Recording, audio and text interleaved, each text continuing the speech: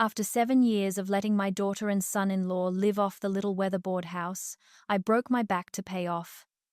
They finally struck what they called real money. Not Lotto, something worse. By 10 o'clock that morning, Liam had already dragged my suitcases onto the front verge like I was another load of hard rubbish for council pickup. Zoe followed behind him, tipping my crockery into a cracked Bunnings box, plates clinking and scraping as if they were strangers' things, not the plates she'd eaten off since childhood. Neighbors slowed as they drove past. One tradie in a high-vis shirt even lifted his sunnies like he couldn't quite believe what he was seeing. Zoe stood on the front step of my own place in Coral Bay, barefoot in expensive activewear, messy bun perched on her head like a crown. She pointed at the box near my feet and said, loud enough for the whole cul-de-sac to hear, "Mum, we don't have to carry you anymore. The developer's money is for our future, not to keep you from rotting in some aged care place. You'll be better off there. Just go." A few minutes earlier, she'd called me dead weight.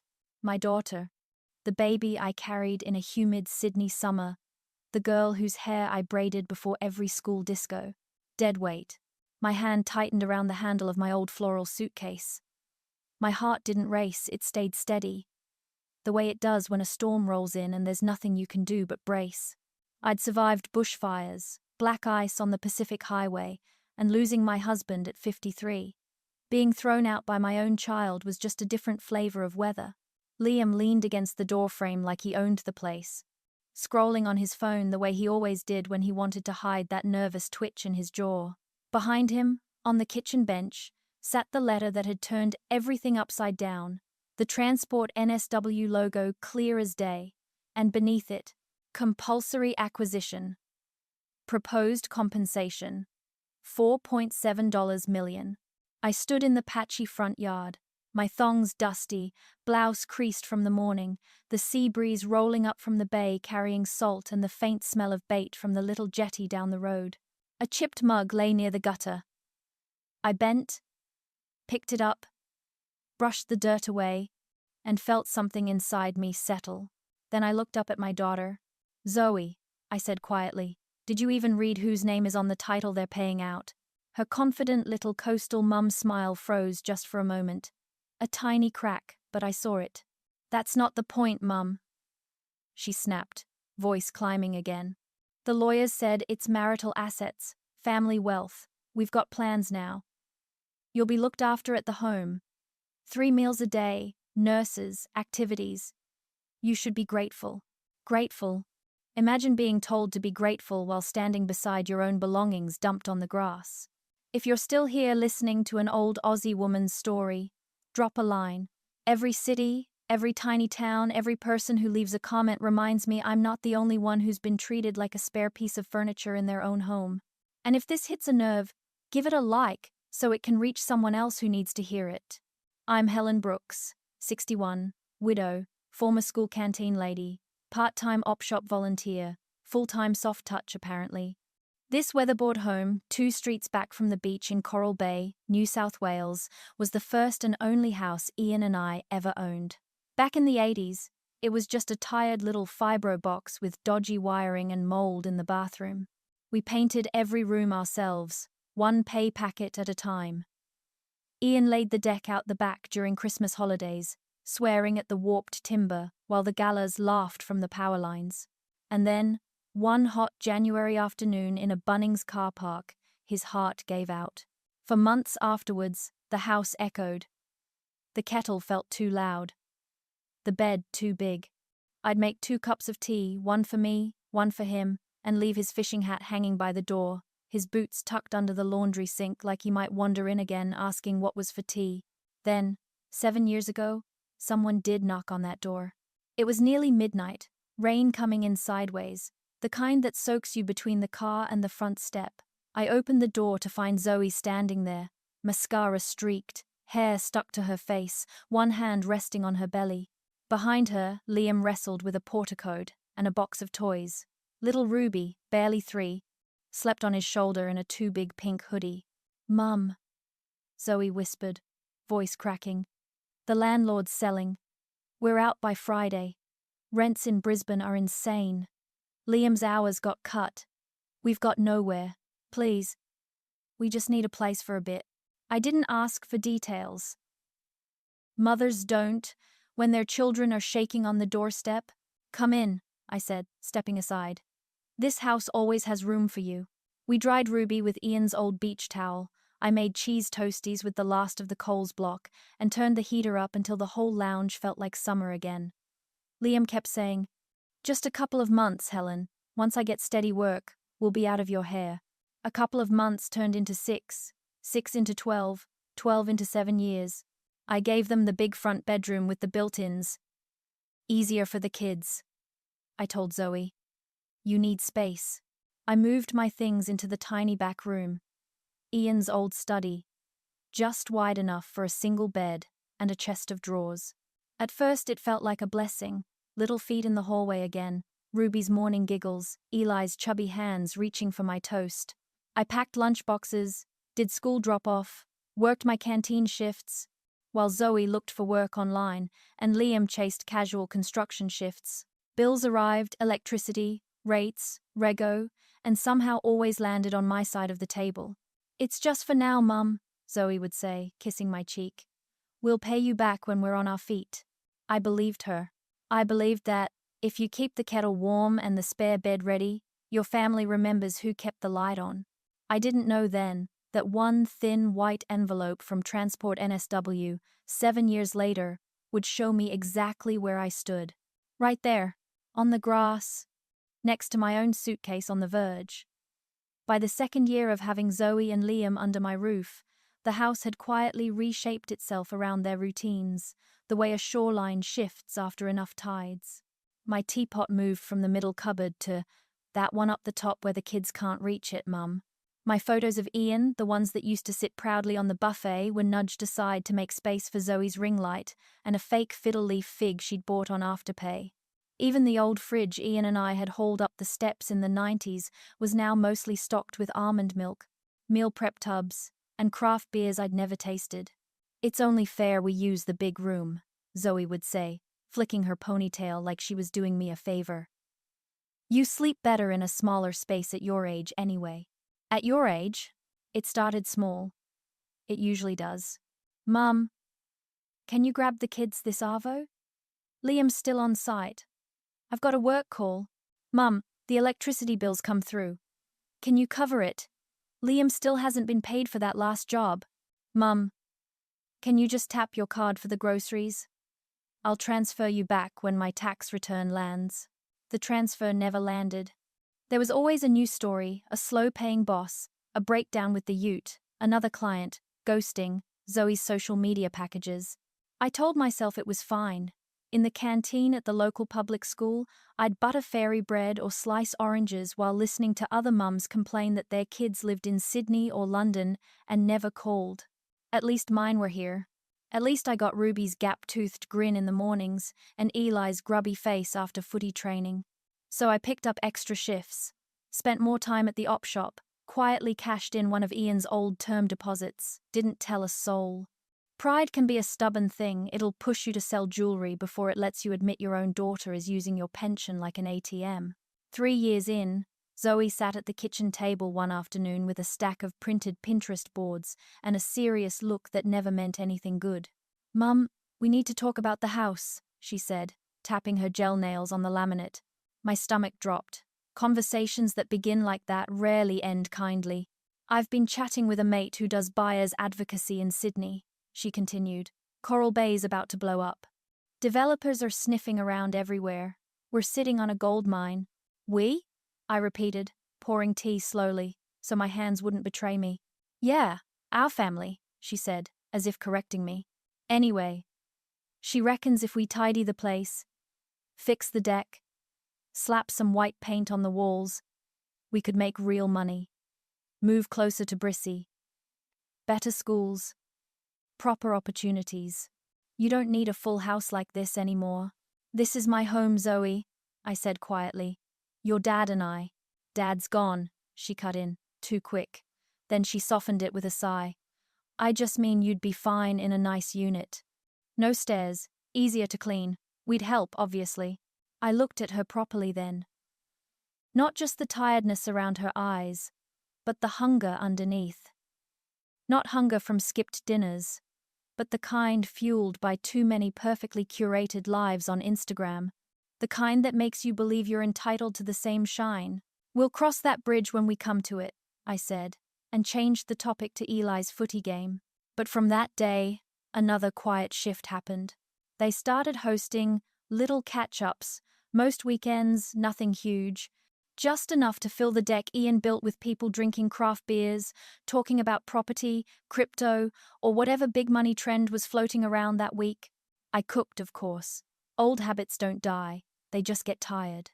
Sausage rolls, big salads, potato bake. While they mingled on the deck, I stayed in the kitchen. "Just leave the dishes, Mum," Zoe would call out. "You don't need to fuss." But the one time I tried sitting on the deck with a plate, Zoe appeared at my elbow, smile tight at the edges. "Oh, hey, Mum, could you keep an eye on the kids inside? The conversation out here is a bit heavy." I walked back inside without a fuss, plate balanced on my knee, listening to laughter drift through the fly screen like it belonged to someone else's life. Around that time, Ruby stopped calling me Nana. "Grandma sounds so old," Zoe said one night, laughing as she rinsed dishes. "We told her to call you Helly. It's cute, makes you sound younger." That night I cried quietly in the bathroom, perched on the closed toilet lid with the fan running so no one would hear. But the next morning, I still made lunchboxes, still brushed Ruby's hair, still tucked spare snacks into her bag like nothing had happened. By the 5th year, Liam wasn't on building sites anymore. He'd moved on to project coordination for some company up the highway that spent more time talking about land banking than building anything real. He'd come home with glossy brochures, tapping pictures of shiny apartment blocks.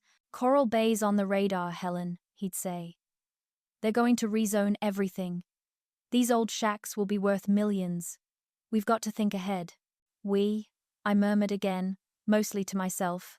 Then one muggy afternoon in February, the letter arrived. Plain white envelope. Government crest. I opened it at the kitchen bench, the same spot where I'd once laid out lunchboxes and permission slips. Compulsory acquisition, proposed compensation, $4.7 million. My first thought wasn't, "We're rich." It was, "Ian, you old bugger. You were right to hold on to this place." My second thought came slower, heavier. "They're going to try to take this from me." I was still reading the fine print when Zoe came in from the beach, towel over her shoulder. She spotted the letter, snatched it out of my hand, and skimmed it, her eyes widening. "Liam," she yelled, voice echoing off the walls. "Get in here! You're not going to believe this." He arrived in seconds, bare feet slapping the floorboards, eyes glued to the heading. "Holy hell," he breathed. "We've hit the jackpot." They looked at each other, then a split-second glance, and in that tiny moment I saw it. The unspoken agreement, the plans already racing ahead of them. I opened my mouth to say, "It's in my name," but the words stuck somewhere between my ribs and my throat. I wanted to believe they'd remember every rates bill I paid, every shift I worked, every sacrifice I made to keep this roof over all our heads. I wanted to believe they'd sit me down and say, "Mum, how do we make this fair?" But instead, Zoe grabbed her phone, excitement trembling through her fingers. "I'm calling Mum," she said to Liam. She didn't mean me. She meant his mother on the Gold Coast, the one who always talked about opportunities and sent them listings for waterfront apartments they had no business dreaming about. By the time the sun went down that day, I knew one thing with a clarity that rattled me. Money doesn't change people. It just hands them a louder microphone for who they already are. The morning after that acquisition letter upended my whole life. Coral Bay looked exactly the same, and somehow nothing felt the same at all. The kookaburras still carried on at dawn like they were laughing at their own jokes. The postie still rattled his little bike down the footpath, tires crunching on gravel. And I still stood barefoot on the back deck, tea warming my hands, breathing in that salty air drifting up from the bay. But inside the house, inside my own four walls, something had shifted, and it wasn't subtle. Zoe and Liam moved around like they'd downed a whole jug of adrenaline. They were up before the kids, pacing the kitchen, voices clipped and sharp as they argued over which architect they should shortlist, as if the $4.7 million had already been wired straight into their account. "Mum," Zoe called when she spotted me on the deck. "You won't believe this. Mum's found a buyer's agent who specializes in compulsory acquisitions. She reckons we can push it to at least 5.5 if we negotiate properly." We. There it was again, that little word tossed around like confetti at a wedding. I took a slow sip of tea, let the steam soften my face, and kept my voice steady. "Zoe," I said. The letter was addressed to me, and the property's in my name, legally. She flicked her hand like I was brushing away a fly. "Mum, don't make this awkward. Everyone knows family property is collective. You didn't pay for it alone. Dad helped. Your father's been gone 11 years, I replied softly. And I've paid every mortgage installment, every rates bill, every repair since." For a moment she blinked, something tight pulling across her expression, something like guilt or fear, or both, but it disappeared as quickly as it came, buried under that bright, pushy confidence she wore like armor. "Look," she murmured, lowering her voice, "I know you're stressed, but Liam and I spoke to a solicitor. Property lived in by 3 generations can be viewed as—" "No, Zoe," I cut in, heat prickling up my neck. "Not here. Not under Australian law. If your name isn't on the title, it isn't yours." The kitchen fell into a strange, heavy quiet. Even the cicadas outside seemed to pause. Liam cleared his throat, leaning on the island bench. "Helen, no one wants a fight," he said in that polite, measured tone tradies use when they talk to council inspectors.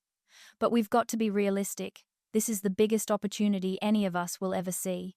And we've earned it after everything we've put in." Earned. That word almost made me laugh. I thought about the electricity bills I'd paid, just this once. The groceries, the rego, the uniforms, the school excursions, the late-night fevers, the meals, the lunches, the years. I thought about Ian's old super I'd chipped into when things got tight, but I didn't throw any of it in their faces. I just lifted my teacup and said quietly, "You haven't sacrificed anything you didn't choose to sacrifice." Zoe slapped her palm on the table, hard enough to make Ruby look up from her coloring book.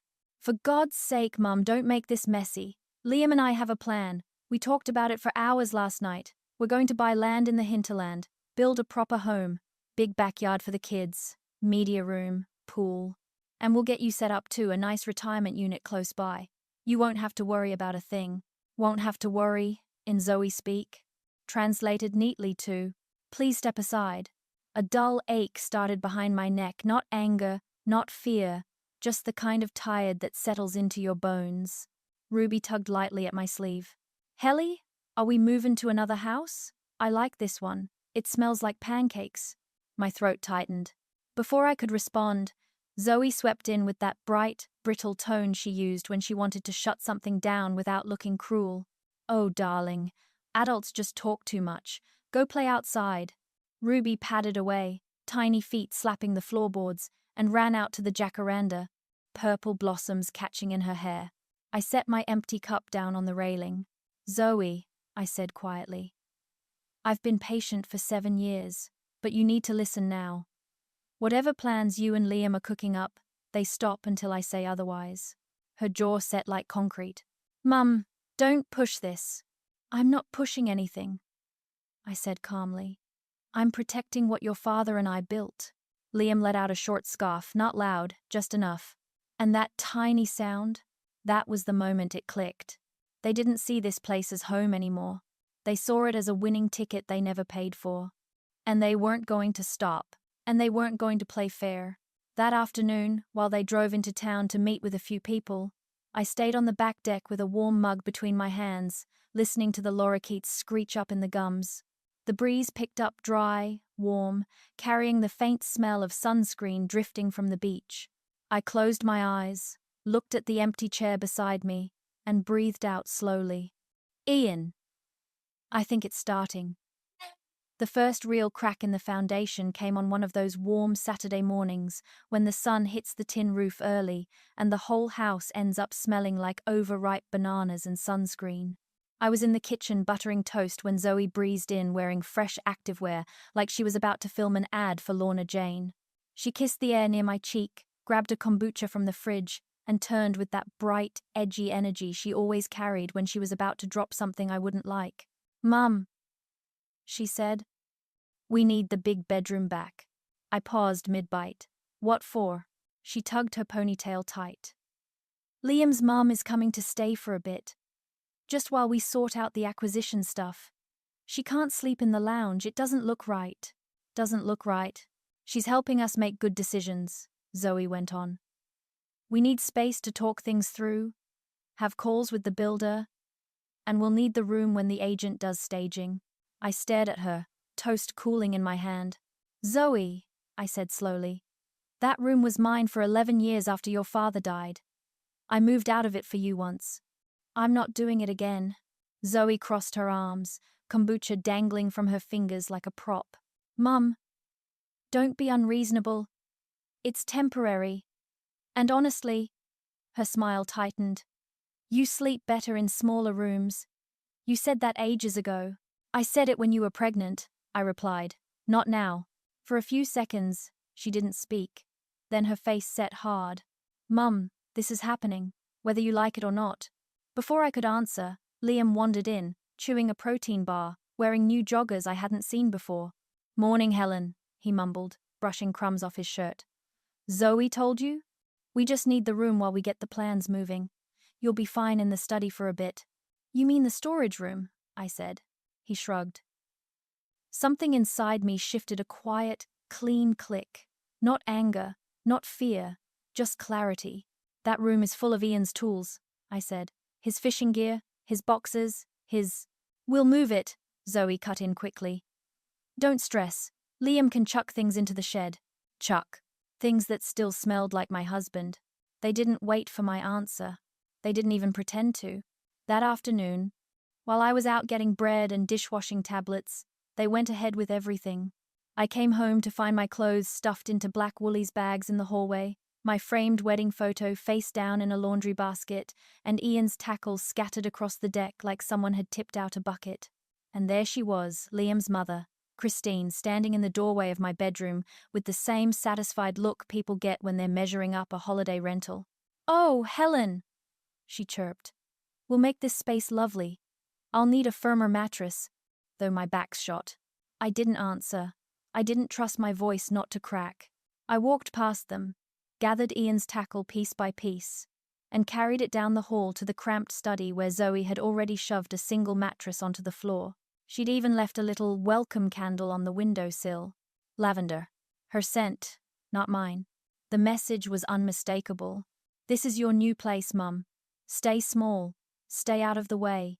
That night, while they drank wine on the deck and talked about their future, I sat alone in the study, turned bedroom with the door half shut, listening to cicadas buzz under the warm evening and glasses clinking under the fairy lights. Then I heard Christine's voice drift down the hallway. "Well, legally, it's a grey area," she was saying. "Helen's older. She won't want the hassle. And if she does, we can frame it as shared occupancy. Courts like that." My chest tightened. "She won't fight," Zoe whispered back. "Mum hates drama." "Hates it enough to hand over value without a fuss?" Christine pressed. Silence. Zoe didn't answer. Not because she didn't know, but because she did. I might hate drama, but I wasn't blind. My hands shook as I tucked Ian's jacket into the cupboard. The elbows were worn from years of fishing trips, still faintly salted from the sea. I sat on the edge of the single mattress and looked around the tiny room that barely fit a breath. Then I whispered into the dim light, voice low, steady. "Ian, they're pushing me out of our home." The house creaked in the heat, old timber shifting, or maybe something else. But that night, lying in that cramped space, I made the first decision I'd made purely for myself in a long, long time. I wasn't leaving. And if they wanted this house, the one Ian and I built with sweat, arguments, laughter, and every dollar we scraped together, they'd need far more than kombucha confidence and a chatty solicitor. They'd need the truth. And I had 7 years of it. The following week unfolded like one of those slow-moving train wrecks, the kind you can see coming from a kilometer away while everyone else around you sips iced lattes and scrolls their phones. By Wednesday, I'd already spent 4 nights squeezed into the study. By Thursday, Zoe and Liam were behaving like half the house hadn't been mine long before they had kids. And by Friday morning, the disrespect had grown legs. I woke before dawn, habit from years working the school canteen, and headed to the kitchen to make tea. The surf was loud that morning, normally a steady, comforting roar. Not today. The kitchen looked like it had survived a storm. Dirty glasses everywhere. Charcuterie scraps drying on plates. An empty champagne bottle lying sideways like someone tipped it over and walked away. Another late-night planning session, clearly. I filled the kettle. Before it boiled, Zoe wandered in, bleary-eyed in a giant branded hoodie. "Oh, Mum," she mumbled, rubbing her temples. "Can you keep it down?" "Liam and Mum, Christine are still asleep." Christine, sleeping in my bed, under my quilt. On the pillow Ian once lay his head on. I swallowed the burn rising up my throat. "I'm making tea," I said, keeping my voice flat. She waved a lazy hand. "Yeah, well, just be mindful." Mindful. Like I was some flatmate she regretted advertising for. I poured my tea anyway, took it onto the deck, and watched the sunrise turn the sky from pink to gold over the headland. 2 lorikeets fought over the bird bath I bought during the drought. Even they sounded more civil than the people inside. By mid-morning, the house was buzzing again. Christine sat in the lounge with her laptop open, tone sharp and confident, like she was chairing a board meeting. "We need to lodge initial interest with the Department of Transport before the valuation's done," she said. "That way we get ahead of everyone else." Everyone else. Claimants, apparently. I leaned against the doorframe. "This house has one owner," I said evenly. "There are no claimants." Christine finally looked up, giving me the kind of sweet, condescending smile I'd seen too many times at PTA meetings. "Helen, love," she said, using that sing-song voice meant for toddlers or drunks, "you don't understand how these processes work. They look at families as a whole." Before I could reply, Liam jumped in. "Yeah, Helen, we've lived here for years. That counts. Courts don't just look at money, they look at contributions." I raised an eyebrow. "Did either of you keep records of all those contributions?" "Because I've got 7 years of mine written down. Silence the honest kind." Zoe finally looked up from her phone, pausing whatever influencer reel she was watching. "Mum, those little notebooks don't mean anything. They're just," she shrugged, "your feelings." "No," I said quietly. "They're bills. Receipts. Expenses. In black and white." They all froze for half a second. Then Zoe sighed dramatically. "Why do you always make things difficult? We're trying to set ourselves up here. You'll still be part of it, just in a more suitable place for someone your age." There it was again. Your age. Christine reached into her folder like a magician, pulling out a trick, and slid a glossy brochure across the coffee table. "Look," she said gently. "These units are lovely. Staff on site, community dinners, exercise classes for seniors. You'd be comfortable." Comfortable. I looked at the photos, old couples laughing by a pool, spotless hallways, people who looked nothing like the life I'd lived. "I'm not going anywhere," I said simply. Christine folded her hands. "But sweetheart, once the acquisition is finalized, the payment goes to the household. That's how it works." "No," I said again. "It doesn't." Her smile slipped. Liam leaned forward. "Helen," he said quietly, "don't start something you can't finish." Something in me clicked clean, sharp, not anger, not fear, just certainty. "I'm not starting anything," I said. "I'm stating a fact. This house is mine. I'm the only name on the title. Helen Brooks." The room went tight and still, like they'd all realized they'd been playing a game without reading the rules. But Zoe still pushed through, her voice brittle around the edges. "Mum, you're being dramatic. No one's kicking you out." Christine cleared her throat. "Well, eventually," she muttered. I straightened. They watched me, waiting for tears, yelling, something. But I wasn't upset. I wasn't shaky. I wasn't even tired. I was finished. I looked each of them in the eyes and said, calm as a clear morning, "You all think the payout is yours, but you've forgotten something." They waited. I placed my hand on the doorway on the architrave Ian painted himself the summer before he died. "This house was mine long before you started making plans." Then I turned and walked out. For the first time in a long while, I felt Ian's presence behind me, steady, quiet, solid. Whatever storm was coming, I wouldn't be bending for it. The weekend after the retirement brochure ambush, the whole house felt tighter than a packed train carriage on a Monday morning. Everyone moved differently. Zoe stopped calling me Mum and switched to Helen, like we were two neighbors forced to share a fence line rather than family. Christine wandered around with her laptop tucked under her arm, speaking in that clipped, businesslike tone she used when she wanted to sound important. And Liam barely looked at me at all, which told me exactly where his courage started and finished. By Sunday, they'd completely taken over the dining table. Blueprints spread everywhere, highlighters, a laptop blasting some Queensland property podcast with two blokes droning on about maximizing gains. Empty coffee cups, packets of shapes. It looked less like my home and more like a cheap real estate war room. I walked in to make a cuppa. Zoe didn't even look up properly. "We're meeting the buyer's agent at 2, she said. "Be ready." I frowned. "Ready for what?" Christine answered without lifting her eyes from her laptop. "We need you at the valuation briefing. It looks better if you're there." "Looks better?" That was Christine's speak for, "We're pretending this house is ours." "I'm not attending any meeting that treats my property like a group project," I said, filling the kettle. Zoe dropped her pen in dramatic fashion. "Oh my God, Mum, stop being stubborn. It's just a meeting." "No," I said calmly. "It's a meeting about my house, without my permission." Liam leaned back in his chair. "Helen, don't start this again." Something inside me shifted, not loud, not angry, just firm, like a gum branch giving way after too many windy seasons. "I haven't started anything," I replied. "I've simply stopped being quiet." Christine folded her arms. "You're making this harder than it needs to be.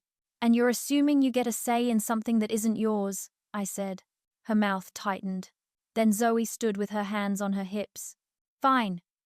If you're not coming, we'll make the decisions and tell you after. You're not the only adult here. I am the only legal owner here," I corrected. She huffed. "God, you're impossible." The kettle clicked off.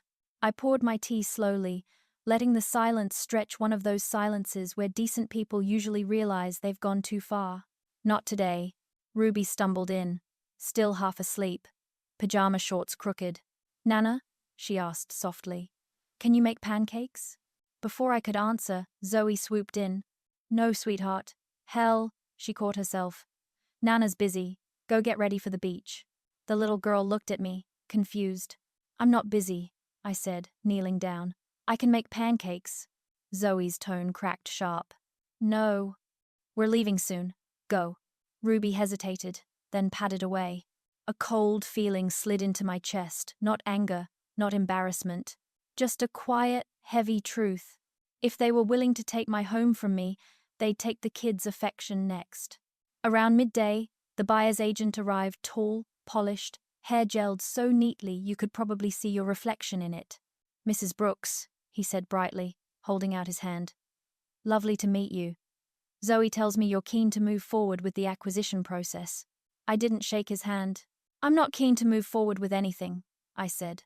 His smile faltered. Zoe's eyes widened, her warning stare, the same one she used when Ruby was about to spill juice on the couch. Liam's jaw tightened. Christine jumped in. "Helen's just a bit overwhelmed. Don't mind her." The agent laughed, relieved. "Happens often. Older owners sometimes get caught up in the sentimental side, even when the financial upside is obvious." Older owners. There it was, the first blow from a stranger. I folded my arms.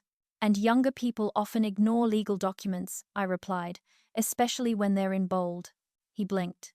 Zoe flushed. Liam muttered something under his breath. Christine tried again. "Look, let's just run through the numbers." "No," I said. "You run through whatever you like. But this house isn't being sold. Not today. Not tomorrow." The agent hesitated. Zoe stepped forward. Mum, this affects all of us. No, I said. It affects me, Liam snapped. For God's sake, Helen, stop acting like a victim. You've lived here forever. You've had your turn. My turn. That one stung in a deep, quiet place. Christine sighed loudly. This is what happens when older people cling to property instead of being practical. Older people. The second blow. I set my tea down and looked at all three of them, really looked. Zoe, with her bright, entitled panic. Liam with his bottled frustration. Christine with her spreadsheet confidence and smooth manipulation. Then I turned to the agent. You can leave now, I said. There'll be no negotiation, no meeting, no sale. He gathered his folder awkwardly. Ah, right. Well, I'll email. No, I said firmly. He slipped out quickly, like a startled ibis. As the screen door swung shut behind him, Zoe spun around. You've ruined everything. No, I replied quietly. I've just drawn a line. And for the first time since Ian died, I felt it. My voice, solid again, sitting right where it used to. Whatever storm was coming, I wasn't planning to move with the wind. Not anymore. 2 days after the buyer-agent debacle, the house felt like it had been split down the middle. Them, on one side, me on the other, and the gap between us was getting wider by the hour. By then, they weren't even pretending. Christine moved through the place like she already owned it, opening cupboards, checking storage space, talking loudly on the phone about rental returns and best timing for a resale. She didn't hide it anymore. She didn't bother. Zoe barely spoke to me unless she needed something. She'd walk past in the hallway with her chin slightly raised, as if acknowledging me required more effort than it was worth. Liam kept to grunts and muttering under his breath. Real leadership, that one. By Wednesday afternoon, the air inside felt thicker than the humidity rolling off the bay. I was in the backyard, hanging, washing, when I heard voices from inside, sharp, clipped, rushed. She's not moving fast enough, Zoe snapped. We have to push, Christine said. The department needs signatures. Then Liam's voice, low and uneasy. What if she doesn't sign at all? A long pause followed. Then Christine. We'll make her. Make me. A cold prickle ran across my shoulders. I folded the towel slower, keeping my ears open. Zoe hissed. We're offering her a unit. Brand new. Disability access. Close to us. It's not like we're chucking her on the street. Christine replied. Retirement places are better for her age anyway, more support. And honestly, if she digs her heels in, the department will lean toward the younger family group. Younger family group. As if I'd somehow aged out of belonging. Liam exhaled loudly. I told you, Helen's stubborn. We need something to work with. Leverage, in other words.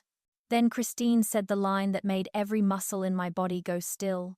If she's deemed unable to deal with complex documents, the authority shifts. The law allows it. Zoe gasped softly. She's not incompetent, just... Christine didn't back down. Well, you want that payout to stay in the family or not? The silence that followed wasn't confusion. It was agreement. My heart thumped once, heavy and certain. Then Ruby's innocent little voice piped up from the hallway. Mummy? I heard Zoe quickly switch back to her sweet, sugary tone. Hey darling, go play with Eli, grown-up stuff.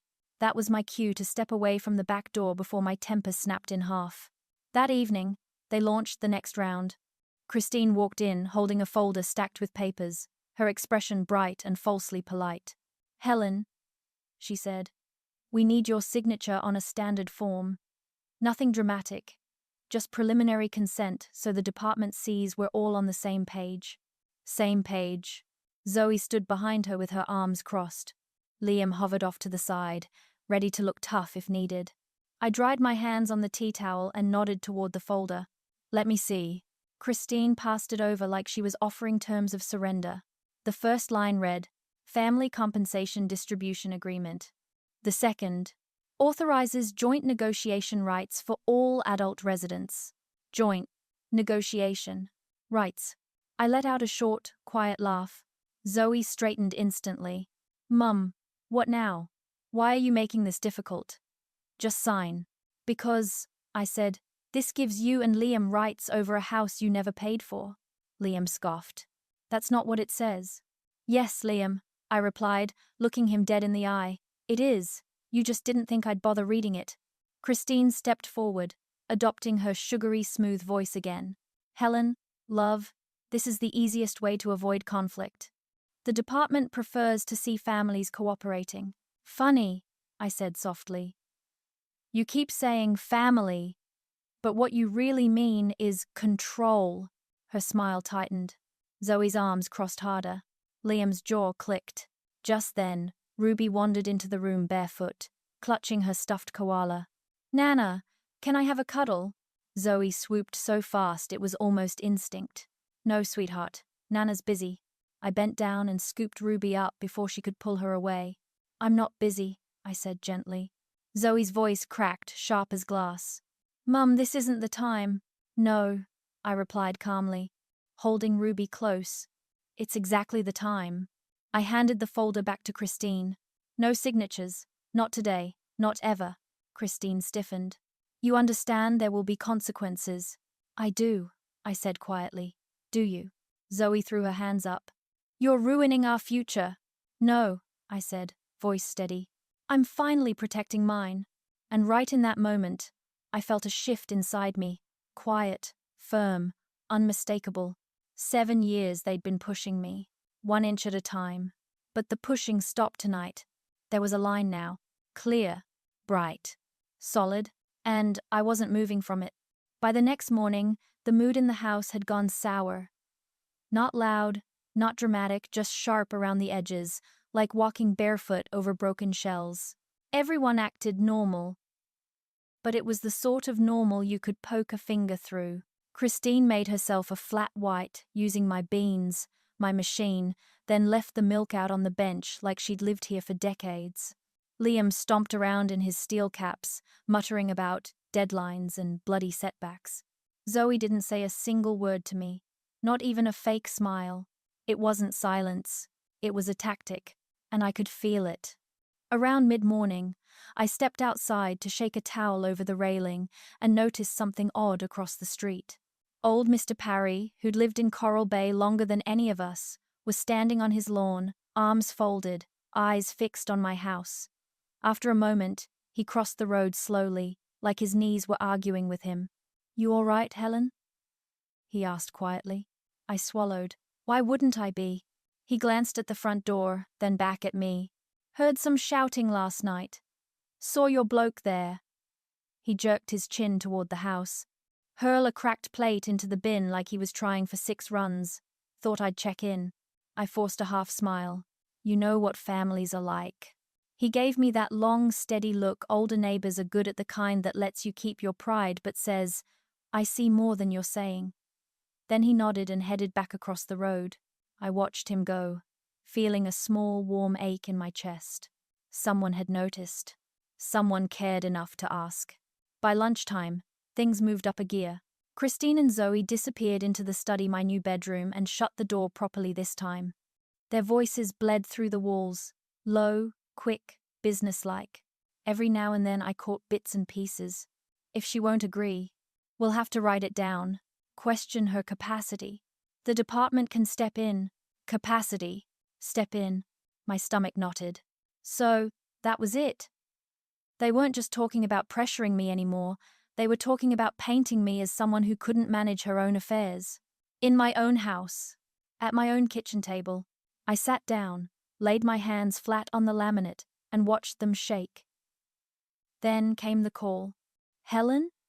Christine's voice floated down the hallway, sugary and bright. Pop in here for a minute, love. We'd like a quick chat. I walked into the study. My mattress had been shoved into the corner, blankets folded in a pile. Ian's jacket hung lopsided off the cupboard handle. On the desk, between Zoe and Christine, sat a printed form with a government logo at the top. Zoe put on a tight smile. Mum? We're just sorting a bit of admin to make things smoother, okay? This is a welfare check form. Standard thing for older owners. Just to make sure you're not overloaded. Standard for what? I asked. She shifted her weight. For older homeowners in acquisition areas. Just a quick check-in. Christine added, All, honey. It's really just a simple little test, sweetheart. A few questions. Nothing heavy. My eyes dropped to the page. Words like assessment, capacity, concerns raised by family jumped out at me. I'm not signing this, I said quietly. Zoe's patience cracked. Mum, stop being paranoid. No one's attacking you. No? I asked. Then why does this section say, family members have raised concerns about decision-making? Liam appeared in the doorway, arms folded. It's routine, he said. You're overthinking it.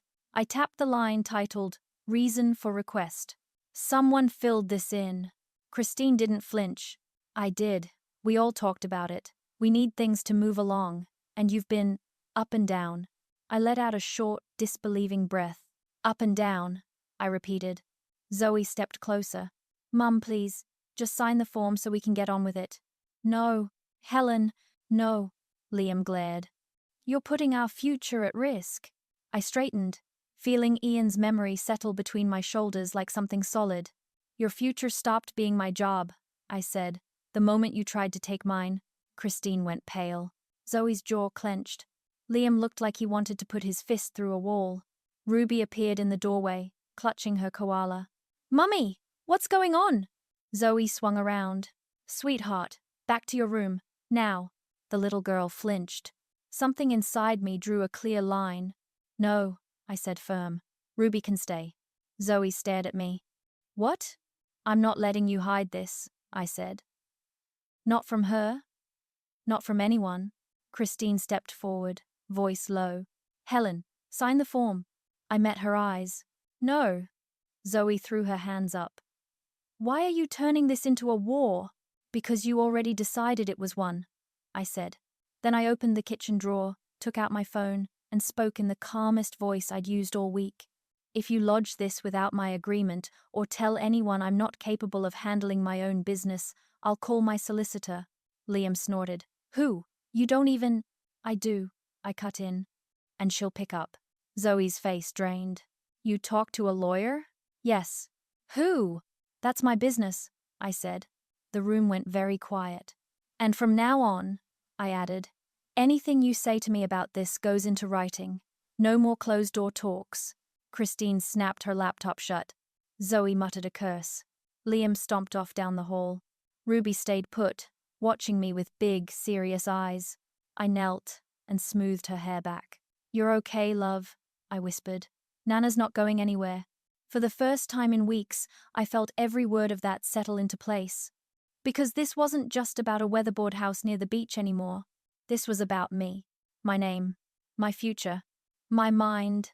And standing there in that cramped little study, I realized something simple and solid.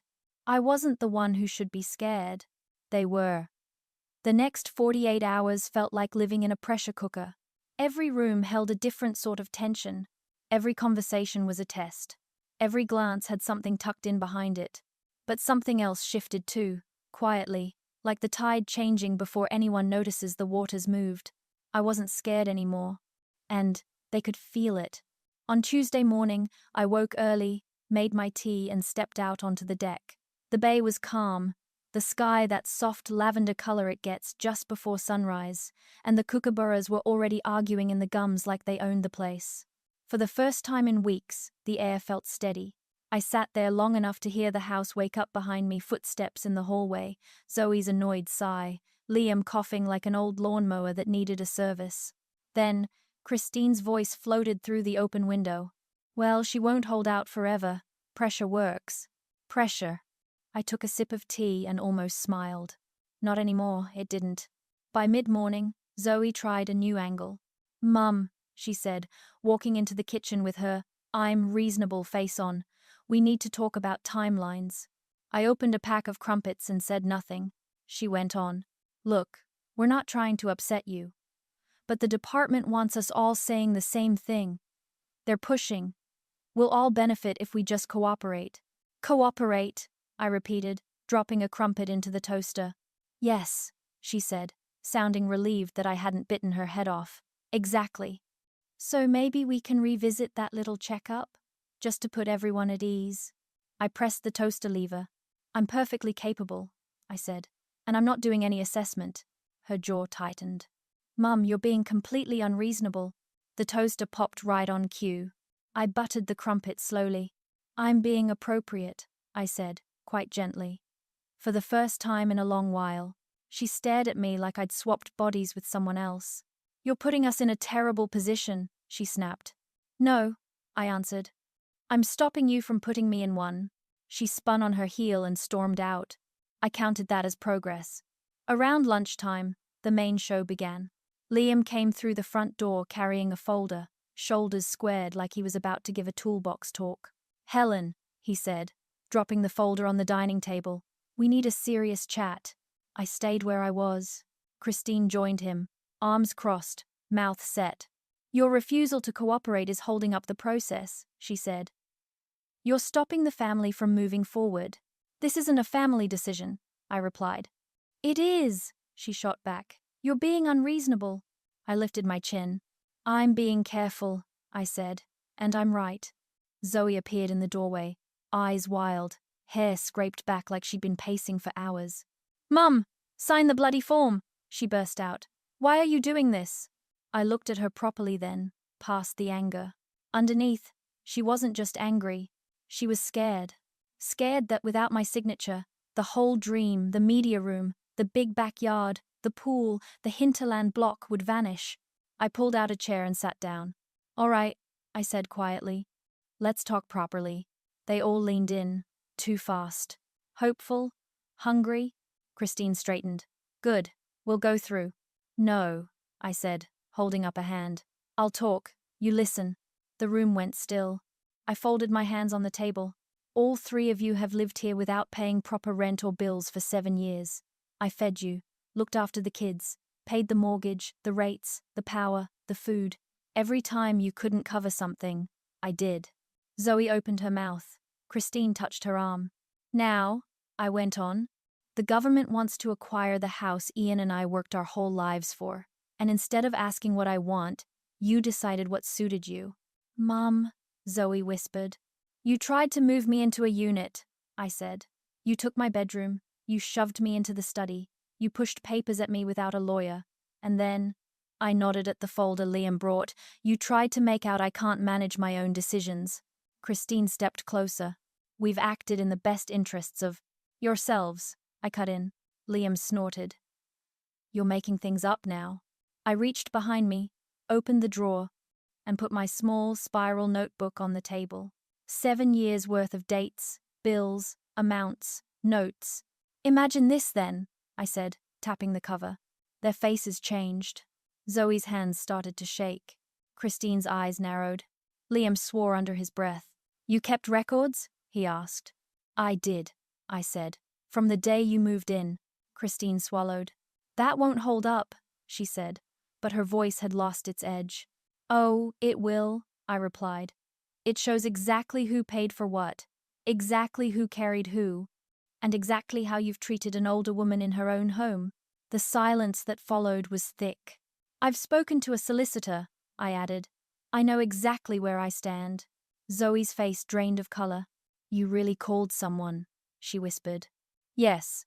Who? That's between me and her, I said. I stood up. This house is not an investment for you to shuffle around. It's not your asset. It's not your shortcut.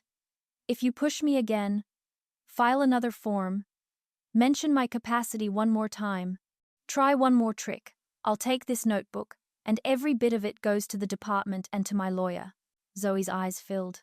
Mum, you wouldn't. I would, I said, and I will. No one spoke. You're not the only ones who know how to stand your ground, I added, softer. You learnt that from me. Then I turned and walked away. For the first time in 7 years, none of them followed me down the hall. By Thursday morning, the house felt like a war bunker in a ceasefire, quiet on the surface, but tight underneath, like everyone was holding their breath and waiting for the next hit. I woke before sunrise, as usual, and made a pot of tea. The steam fogged my glasses and warmed my face. Somewhere between stirring the pot and reaching for the milk, I noticed it again, that strange shift inside me. A steadiness, like my backbone had finally remembered what it was there for. At 7:30, the house started to stir. Zoe came out first, hair scraped into a lopsided bun, eyes puffy from a bad night's sleep. She didn't look at me, just grabbed a mug and scooped in instant coffee like it was medicine. Christine followed soon after, dressed neat as a pin blouse pressed, hair set, earrings in. But the tension around her shoulders told its own story. Tight, wound. Like a rope someone had tugged too hard on. Liam was last. He walked into the kitchen with that chest-out swagger blokes get when they've practiced what they're going to say, but still aren't sure it'll land. No one said good morning. I buttered a slice of raisin toast, taking my time with each movement. The silence bounced off the tiles and the fridge door and the windows sharp, crackly, like static in the air before a storm.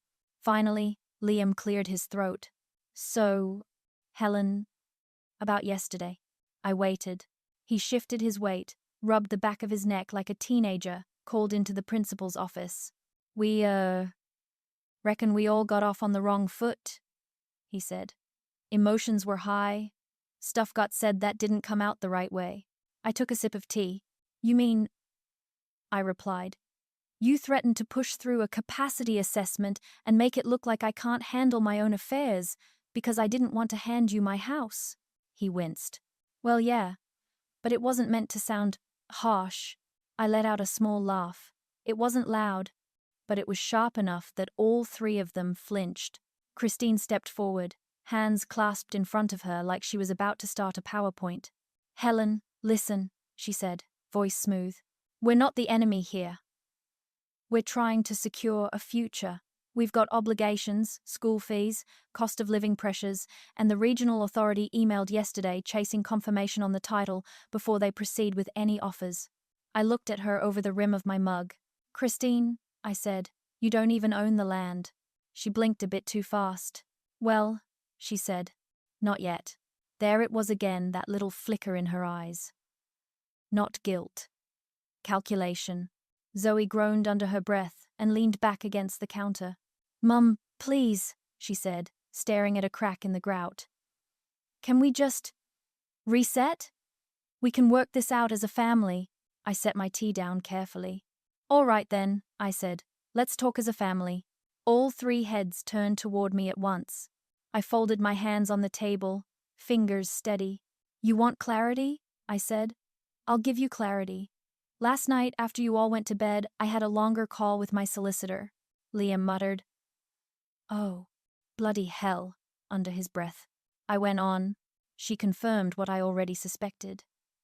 You have no legal claim over this house. You haven't paid rent.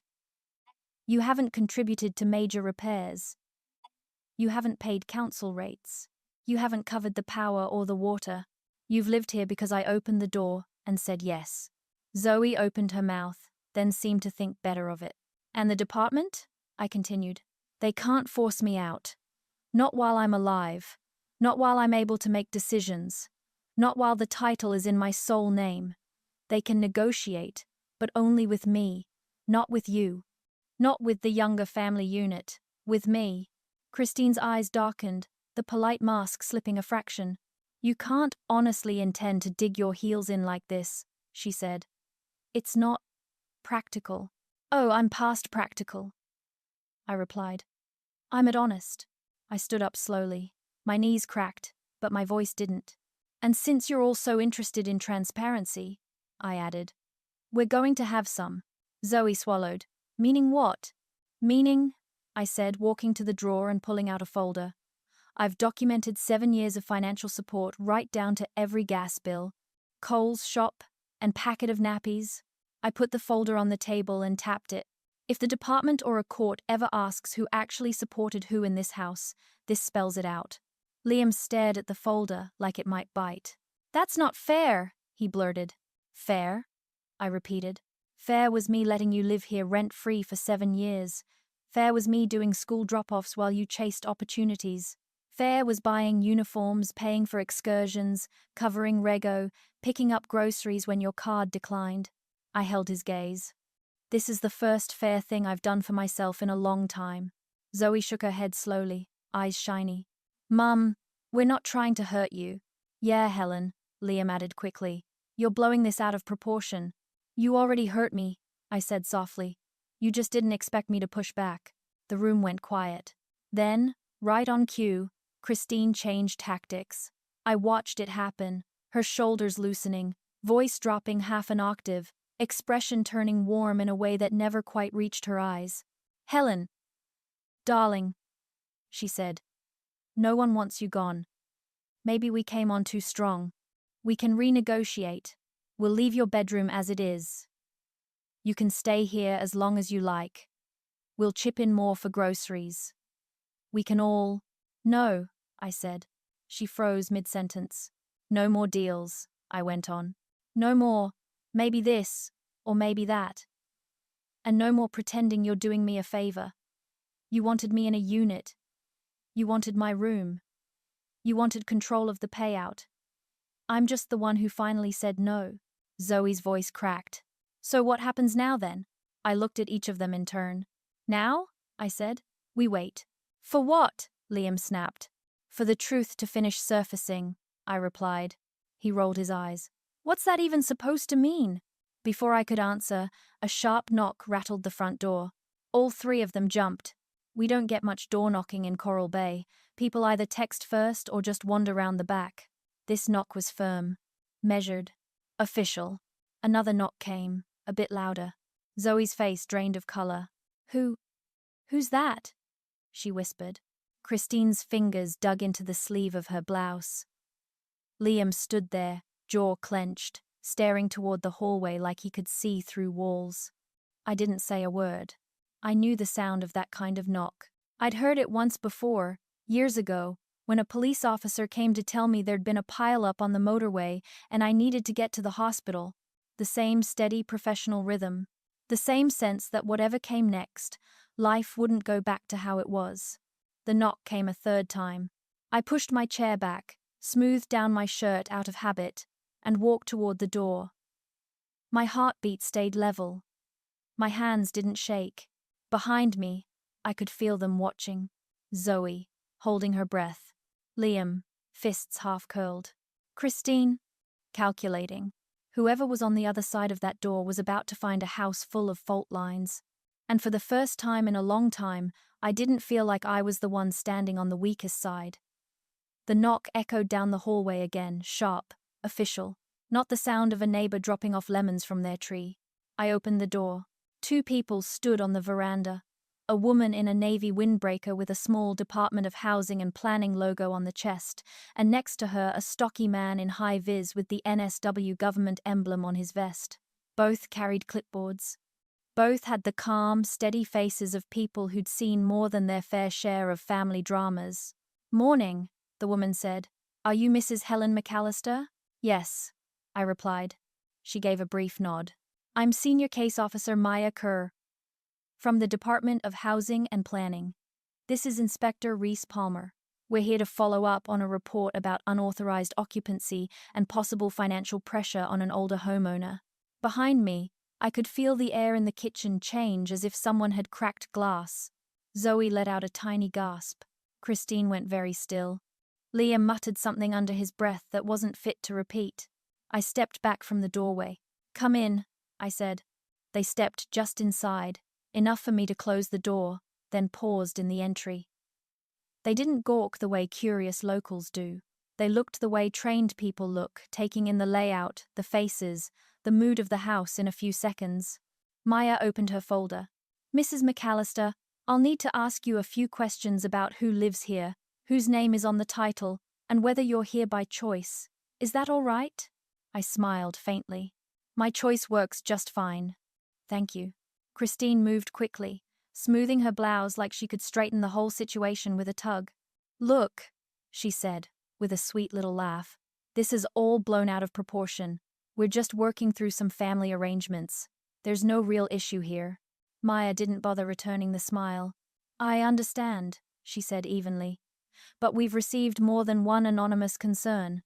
Over Maya's shoulder, through the front window, I caught sight of my neighbor Doris across the fence, still in her dressing gown, pretending to fuss with her roses while keeping one eye on my front door. Good woman Doris, old school, pays attention. Maya checked a page. "Mrs. McAllister, can you confirm you are the sole owner of this property?" "Yes," I said. "It's in my name only." "And are any of these adults," she glanced towards the kitchen, registered as tenants, co-owners, or formal bill payers. Christine jumped in a little too fast. We're in the process of sorting that out. We've been contributing, of course, helping with the household. I lifted my hand. No, I said calmly. They haven't paid the mortgage. They haven't paid the rates.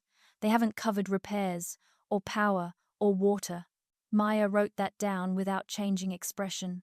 Liam's face flushed. That's not fair, Mum, he snapped. We cook. We clean. I turned my head and looked at him. You clean? I asked. Which part the dishes I wash at 6 in the morning, or the laundry I fold while you sleep in? He looked away. Maya cleared her throat gently. Right, thank you. And Mrs. McAllister, do you feel safe living here? Before I could answer, Christine cut across me, voice a little too bright. She gets overwhelmed sometimes, she said. It's a lot for her age. She can be a bit muddled with details. Maya's eyes sharpened. Is that a professional assessment, Ms. O'Donnell? Christine O'Donnell. Ms. O'Donnell, Maya said, polite but firm. Unless you're her doctor or psychologist, I'd avoid making comments about her mental state. Christine's mouth closed with an audible click. Maya turned back to me. Mrs. McAllister, have you been pressured to sign any documents about this house or your finances? The room went very quiet. I spoke clearly, one sentence at a time. Yes. They've pushed me to move out of my home. They tried to get me to agree to a capacity check so they could speak on my behalf. And they have been trying to get control of the property for weeks. Maya nodded, unsurprised. Thank you. That matches what was reported. Christine spun towards her. Reported by who? She demanded. What exactly has been said about us? Outside, Doris coughed loudly and snipped at a perfectly healthy rose stem. I kept my face straight. Maya didn't answer Christine. Instead, she looked at me. Mrs. McAllister, she said. Based on what we've seen and what we've been told, we'll be issuing a protective occupancy order for this address. It confirms your right to remain here without pressure or interference. Anyone who tries to force you out or push you into signing documents against your wishes can be investigated. Silence fell over the kitchen like a heavy blanket. Zoe's breathing hitched. Mum, she whispered. We didn't think it was that serious. You didn't think, I replied quietly. That part is true. Inspector Reese spoke up for the first time, his voice low and steady. We'll also be reviewing financial behavior in the household, he said. Given the concerns about coercion, we may request banking or billing records if needed. Liam swore under his breath and looked away. Maya closed her folder. Mrs. McAllister, if at any time you feel unsafe or pressured, you can call this number. She handed me a card. We respond quickly. You're not on your own in this. For the first time in a very long time, something eased in my chest. Not joy, not triumph. Relief. Simple, solid relief. I walked them back towards the door. Before they stepped out, I turned to face the 3 people who'd once been my safe place and had turned themselves into something else. Liam looked stunned. Zoe looked frightened.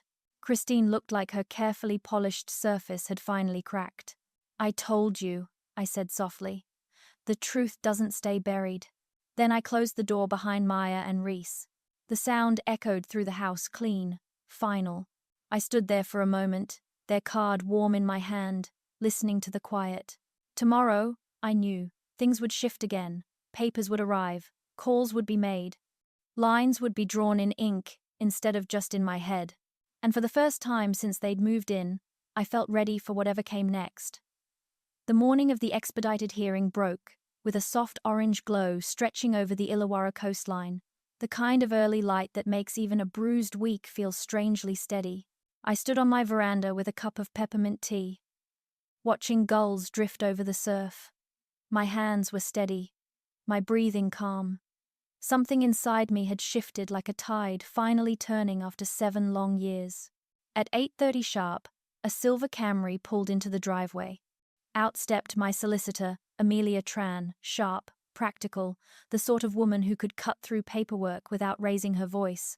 You ready, Helen? She asked, adjusting her blazer. I smiled. I've been ready for longer than you think. We drove toward the Wollongong Civil Chambers, passing cafes, setting out their chairs, tradies queuing for bacon and egg rolls, joggers weaving along the foreshore. Ordinary scenes, normal life, the kind I'd gradually slipped away from without noticing. Inside the courtroom, the cool air hit first, then the tension. Liam sat hunched on one side, tie crooked, knee bouncing. Zoe sat beside him, twisting a tissue to bits. Christine looked immaculate, hair smoothed, lipstick precise, a neat folder of documents held tight against her chest like armor. The magistrate, a woman in her 50s with short, steel-grey hair, entered and took her seat. "Let's begin." Amelia spoke first, her voice firm but calm. She laid out the past 7 years in clean, simple lines. The unpaid bills, the pressure to move me out, the attempt to force a capacity assessment, the effort to gain control of the land title, the night they tried to keep me out of my own bedroom, and finally, the protective order issued after the departmental visit. There was no flourish, no drama, just facts. Then it was their turn. Christine rose, clearing her throat. "Your Honor, we meant no harm. We were trying to help Helen. She's been overwhelmed and confused lately, and we thought—" Amelia cut in gently. "Ms. O'Donnell, are you medically qualified to assess my client's cognitive capacity?" Christine blinked. "No, but—" "Then I'd ask you not to make claims you can't support." The magistrate nodded, expression unreadable. Liam stood next. "Mum," his voice cracked, "I didn't mean for things to get so out of hand. I just wanted to keep everyone calm." The magistrate looked at him steadily. "By threatening eviction of the sole homeowner?" Liam swallowed hard.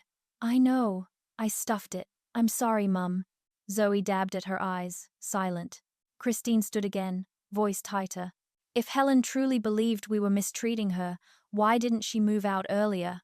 I answered before Amelia could. "Because I loved them," I said simply. "And I kept hoping they'd grow up." The room went still. Even the magistrate paused before speaking. "Thank you, Mrs. McAllister." She turned to Christine. "Ms. O'Donnell, the evidence of coercive conduct is clear. This court reaffirms that Mrs. Helen McAllister is the sole legal owner of the property and is entitled to peaceful occupancy. The attempts to pressure her into transferring the title or relocating were inappropriate and at points manipulative." Christine's face drained of color. The magistrate continued. "The protective occupancy order remains in effect for the next 12 months. Any interference with Mrs. McAllister's rights will have legal consequences." She looked at Liam and Zoe.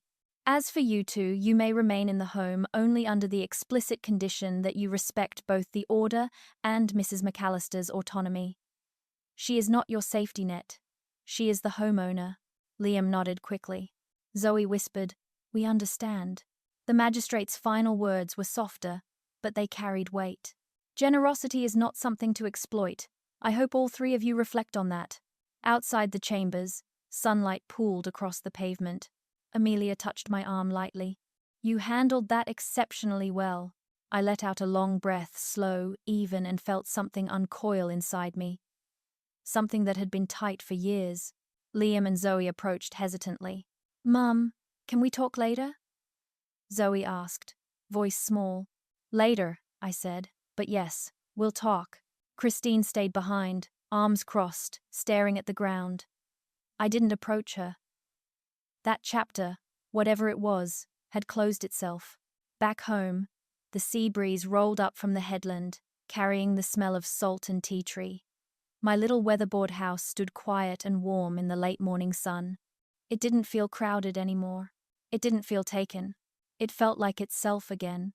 It felt like mine. I brewed a fresh pot of tea, sat on the veranda, and opened my notebook, the one I'd kept quietly for 7 years. Pages filled with bills, notes, moments, small joys, and things I'd swallowed to keep the peace. On the last page I wrote, "Today, I didn't just keep my home. I reclaimed my dignity. Kindness is a gift, but boundaries are the lock." A magpie warbled from the gum tree. Out on the water, sunlight shimmered like scattered silver. For the first time in a very long time, I felt free, properly, beautifully free.